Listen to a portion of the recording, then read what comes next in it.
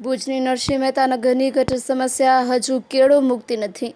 ભુજ શહેરની નરસિંહ મહેતા નગરની ગટર સમસ્યા સતત સતાવતી રહે છે। છેલ્લા 3 વર્ષથી આ ગટરની સમસ્યા હજી સુધી ઉકેલ આવતો નથી।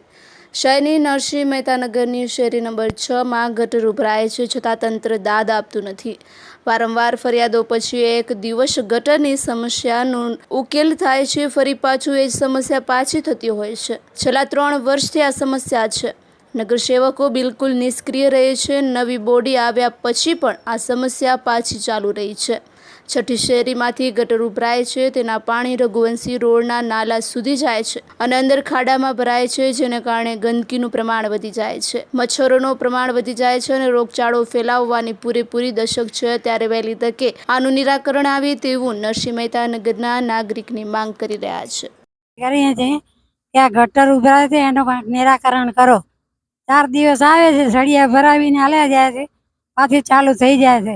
તો એને કાયમી ઉપાય શું? જો કાયમી ઉપાય નહીં થાય તો રોગચાળો ફેલાશે, તેની જવાબદારી તમે લેશો?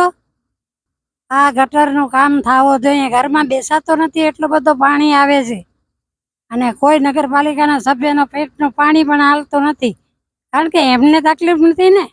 એમના ઘર કને જો વહેતી હોય તો તરત કામ થાય। આ તો બધા નાગરિકનું છે પ્રશ્ન, એટલે ત્વરિત ઉકેલવો જોઈએ। એ લોકોને બેસાડે કોણે છે મત દઈને, એ ભૂલી ગયા? તો હવે તમે તરત નિકાલ કરો છો કે કેમ? નહીંતર અમે આગળ પગલાં લેશું અને કલેક્ટરમાં અરજી આપશું, એટલે ધ્યાન રાખજો। રેખાબેન શાંતિલાલ મચ્છર બોલું છું, નરસિંહ મહેતા નગરમાં રહું છું છેલ્લા 20 વર્ષથી।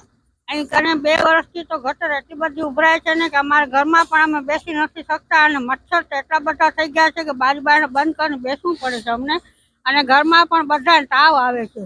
એટલા બધા અમે હેરાન થઈ ગયા છીએ। આની જવાબદારી કોણ લેશે?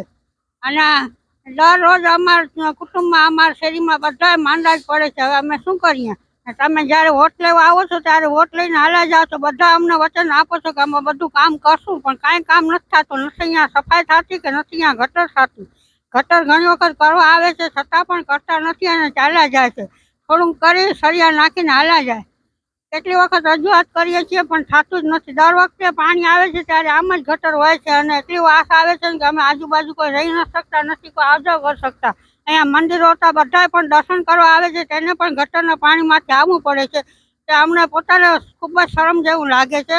આના માટે તાત્કાલિક પગલાં લેજો, નહીં તો પછી અમે પણ ધમકી આપીએ છીએ કે જો સારું નહીં થાય તો અમે પણ હવે બધું સફાઈ યોજનાના કાંઈ પણ પૈસા અમે આપશું નહીં। નરસિંહ મહેતા આખો અમે સરળ બધાએ સાંપીને વાત કરી છે કે અમે બધી સફાઈના પૈસા વેરા બંધ કરશું। આ માટે તમે સારું કરજો હવે।